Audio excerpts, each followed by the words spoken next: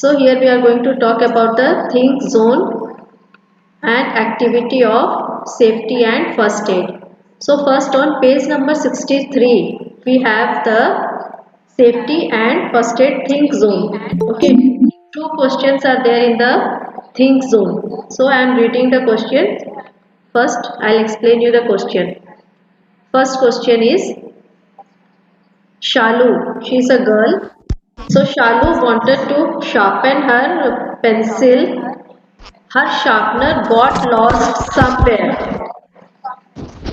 Okay, so Shalu wanted to sharpen her pencil. जैसे आप लोगों की पेंसिल ब्लंट हो जाती है तो आप लोग भी शार्प करते हो. तो सिमिलरली शालू की पेंसिल जो है ब्लंट हो गई थी. She wanted to sharpen her pencil. तो her sharpener got lost somewhere in the school. तो उसका शार्पनर जो है गुम हो गया था स्कूल में कहीं पे. तो घर पे उसको पेंसिल शार्प करनी थी. तो क्या किया उसने? She took her father's blade and started sharpening. उसने अपने पापा का ब्लेड लिया और उससे पेंसिल को शार्प करना शुरू कर दिया. Her mother saw her and asked her not to do so. तो उसकी मम्मी ने जब देखा तो उसको मना किया कि don't use the your fathers blade से पेंसिल को शार्प नहीं करना चाहिए. सो वाई, क्यों बोला उसकी मम्मी ने ऐसा कि ब्लेड से शार्प मत करो पेंसिल शालू को? क्यों बोला? उसे चोट लग सकती थी. कैसी टाइप की चोट लग सकती है? मैम उसको सो उससे क्या होगा कि उसकी उंगली कट सकती थी. उसकी फिंगर कट सकती है. इसीलिए उसकी मम्मी ने मना किया था कि डोंट यूज ब्लेड, क्योंकि ब्लेड जो है वो बहुत शार्प होता है ना. और अगर आप ब्लेड से पेंसिल शार्प करोगे तो हो सकता है कि आपकी फिंगर कट जाए और आपको खून आ जाए. तो इसीलिए शालू की मम्मी ने मना किया उसको कि डोंट यूज ब्लेड. ओके, तो इसका आंसर क्या लिखेंगे? We will just write simple because Shalu might cut her finger. Okay, शालू की फिंगर उससे कट सकती थी, इसीलिए उसकी मम्मी ने मना किया not to use blade. Okay, then the second question is your teacher tells you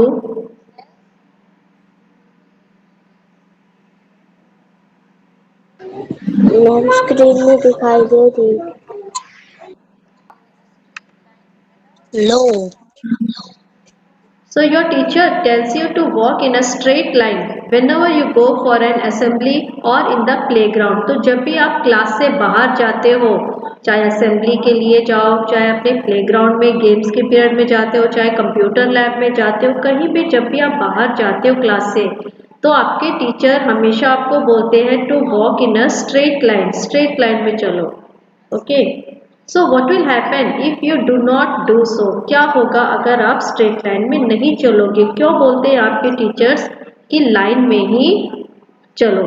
तो आपके टीचर्स हमेशा आपको गाइड करते हैं जब भी आप क्लास में एंटर करते हो या क्लास के बाहर जाते हो, तो always walk in a straight line. तो ऐसा करने से क्या होता है कि एक तो जो है डिसिप्लिन में रहते हैं बच्चे. अगर वो पास पास ग्रुप बना के चलेंगे सब, तो एक दूसरे को पुश करेंगे और कोई गिर सकता है, उससे चोट लग सकती है किसी को भी. तो इसीलिए जो है टीचर्स हमेशा बोलते हैं to walk in a straight line whenever you go to the assembly or to the playground or to the computer lab, anywhere whenever you are going out of the class or when you are entering into the class. आप लोग जो है lunch break में hands wash करने के लिए भी जाते हैं, तो सब हमेशा लाइन में ही जाना चाहिए. क्योंकि अगर आप लोग सब एक साथ निकलेंगे बाहर तो you will push each other और कोई गिर सकता है, किसी को चोट लग सकती है और डिसिप्लिन नहीं रहता है उससे. ओके, तो और टीचर्स के लिए भी इजी हो जाता है. टीचर्स को भी आपको अगर मान लो काउंट करना है तो वो इजी हो जाता है. अगर आप लाइन में जाते हो तो टीचर्स आपको इजीली काउंट कर सकते हैं कि कितने बच्चे हैं. तो इसीलिए always the teachers tell to walk in a straight line whenever you go out of the class और when you enter into the class. तो इसका आंसर क्या लिखेंगे हम? क्या होगा अगर आप लाइन में नहीं चलते हो तो क्या होगा? सो क्या होगा उससे? The children might push each other and get hurt. तो जो है चिल्ड्रेन वो एक दूसरे को पुश कर सकते हैं और उन्हें चोट लग सकती है. Okay, they might get hurt. Okay, so now we will go to the activity. Now we have the activity on page number 65. ये yes, yes, Mukta is telling something. Yes. Notebook में So what you have to do in this activity, आपको अलग से कोई diary नहीं बनानी है, आप इसी में ही लिखोगे जो आपकी नोटबुक है, साइंस की नोटबुक में ही लिखोगे. ओके, तो इसमें आपको क्या करना है, take a diary, cover it. तो आपको डायरी तो नहीं लेनी, आपको अपनी नोटबुक में ही लिखना है. Right safety first on the cover. On the first page right your name, address, parents और गार्डियंस नेम. तो उसमें क्या करोगे, सबसे पहले आप ऊपर हेडिंग दोगे एक्टिविटी और फिर उसके नीचे आप अपना नेम लिखोगे पहले. फिर उसके बाद अपना एड्रेस लिखना है. आप अपने पेरेंट्स से अपना एड्रेस पूछ के और फिर अच्छे से लिखना. और फिर अपने मदर और फादर का नेम लिखेंगे. ओके, और फिर कॉन्टैक्ट नंबर लिखेंगे दोनों का, मम्मी का भी और पापा का भी. ठीक है, फिर क्या करेंगे, right your name, address. Okay, हो गया. पेरेंट्स और गार्डियंस नेम, पेरेंट्स का नाम लिखेंगे. गार्डियन मतलब अगर आप मम्मी पापा के साथ नहीं रहते हो, किसी और के साथ रहते हो, कोई भी आपके रिलेटिव हैं उनके साथ रहते हो, तो आप उनका नाम लिखेंगे. और टेलीफोन नंबर, अपना कॉन्टैक्ट नंबर लिखेंगे, मम्मी पापा का या गार्डियन का, किसी का भी. ऑन द नेक्स्ट पेज क्या करेंगे, राइट द टेलीफोन नंबर्स. तो आप लोग उसके नीचे ही कंटिन्यू कर लेना अगर स्पेस है तो. टेलीफोन नंबर्स लिखने हैं तो क्या करेंगे, तो आपको क्या क्या करना है इसमें मैं बताऊंगी आपको. ओके, जिनको पता है वेरी गुड. तो आपको क्या करना है, उसके नीचे पहले अपना नेम लिखेंगे, एड्रेस लिखेंगे, पेरेंट्स का, मदर फादर का नेम लिखेंगे, टेलीफोन नंबर, कॉन्टैक्ट नंबर लिखेंगे. ओके, फिर उसके बाद क्या करना है, नीचे आपको स्पेस है तो वहीं पे कंटिन्यू करोगे, नहीं तो नेक्स्ट पेज में कंटिन्यू करना. ओके, तो आपको क्या करना है इसमें, तो आपको उसके बाद जो है टेलीफोन नंबर्स लिखने हैं, police, ambulance and fire brigade का, फायर स्टेशन का. ओके, तो वो क्या होते हैं वो नंबर्स मैं आपको सारे बताऊंगी. और उसके बाद आप जो है चाहो तो अपने नेबर्स या रिलेटिव्स का भी कॉन्टैक्ट नंबर लिख सकते हो, आपके फैमिली डॉक्टर का भी नंबर आप लिख सकते हो. ओके, बस इतना ही करना है आपको. अभी मैं आपको दिखा देती हूँ. हेडिंग दोगे पहले एक्टिविटी. बेटा लास्ट में I will give you time to ask your doubts. Yes, देना. ओके, सो सबसे पहले आप अपनी नोटबुक में हेडिंग देंगे ऐसे एक्टिविटी. ओके, फिर उसके बाद नेम है, मैंने खाली छोड़ा है, आप लोग अपना नेम लिखेंगे यहाँ पे. एड्रेस में आप लोग अपना एड्रेस लिखेंगे. फादर्स नेम में फादर का नेम, मदर्स नेम में मदर का नेम लिखेंगे. कॉन्टैक्ट नंबर में दोनों मदर एंड फादर का कॉन्टैक्ट नंबर लिखेंगे. फिर उसके बाद आते हैं कुछ इमरजेंसी नंबर्स जो होते हैं, या नेशनल इमरजेंसी नंबर या नेशनल हेल्पलाइन नंबर्स बोलते हैं इनको. ओके, तो इसके लिए क्या है, आपके पुलिस का आप लोग लिखेंगे 100 पुलिस का होता है. फायर स्टेशन का 101. ओके, फायर ब्रिगेड अगर कहीं पे आग लग जाती है तो हम 101 नंबर पे कॉल करेंगे. और एम्बुलेंस अगर आपको चाहिए, कहीं पे पेशेंट को लेके जाना है, कोई बहुत बीमार है, हॉस्पिटल में लेके जाना है, so you will call 102 number, खाली डायल करेंगे तो एम्बुलेंस का नंबर होता है वो. और अब जो है पिछले साल जस्ट लास्ट ईयर 2019 में हमारे गवर्नमेंट ने एक ही नंबर निकाल दिया है जिसको कि नेशनल इमरजेंसी नंबर बोलते हैं.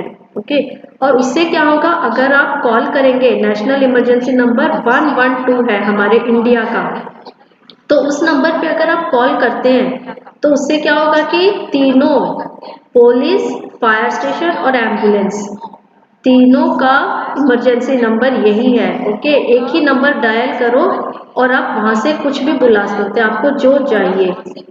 जैसे कि अमेरिका और यूके में होता है, वैसे ही अब हमारे इंडिया में भी एक ही national emergency number last year की स्टार्ट हो गया ये। ओके, 112 होता है नेशनल इमरजेंसी नंबर, और भी है विमेन हेल्पलाइन नंबर भी होता है 1090, तो ऐसे और भी बहुत। ओके, सो आप लोगों को लेकिन अभी इतने ही याद रखो, ये 4 नंबर आप याद रखना, वेरी इम्पोर्टेंट, आपको पता होना चाहिए अगर कोई भी इमरजेंसी आती है तो these are the emergency numbers. और 112 पे डायल करो तो कोई भी, लेकिन आपको याद रखना है कि आप लोगों को ऐसे ही नहीं, अब मैम ने बता दिया 112 और आप लोग मम्मी पापा का मोबाइल लेके 112 पे ऐसे ही डायल नहीं करना है, that is a criminal offence है ये।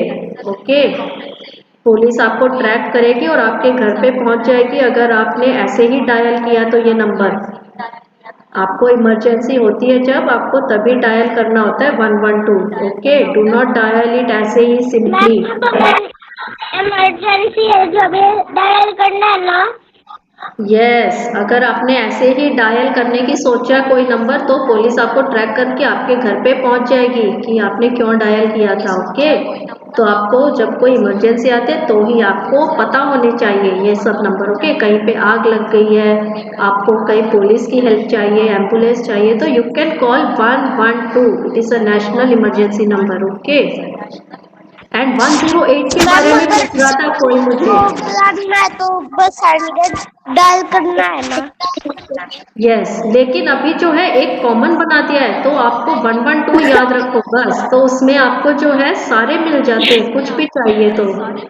जैसे कि दूसरे बिग पावरफुल सिटी या कंट्रीज है अमेरिका और यूके, उनका भी ऐसे ही एक नंबर है। ओके, पूरे कंट्री अगर आप एक नंबर डायल करो तो तीनों आ जाते हैं। तो वैसे ही हमारे इंडिया ने लास्ट ईयर ही स्टार्ट किया है मैम ये नेशनल इमरजेंसी नंबर। ओके, अब कोई मुझसे 108 के बारे में पूछ रहा था कि मैम ये भी 108 एम्बुलेंस किसका का। नंबर है? यस, अभी बताती हूँ। तो 108 जो है वो एम्बुलेंस का नहीं होता बेटा, वो जैसे नेशनल डिजास्टर नंबर होता है वो। नेशनल डिजास्टर मतलब कि जैसे कहीं पे अर्थक्वेक आ गया है, बाढ़ आ गई है और आप फंस गए हो वहां पे। मैम कौन ओके, सा तो पेज उस नंबर है? पेज नंबर 65 पे दिया हुआ है बेटा ये एक्टिविटी आपके। तो ये जो 108 है ये नेशनल डिजास्टर नंबर होता है, जब कहीं पे फ्लड आ गई, बाढ़ आ गई है या कोई अर्थक्वेक आ गया है तो उस समय आप ये 108 को कॉल करेंगे।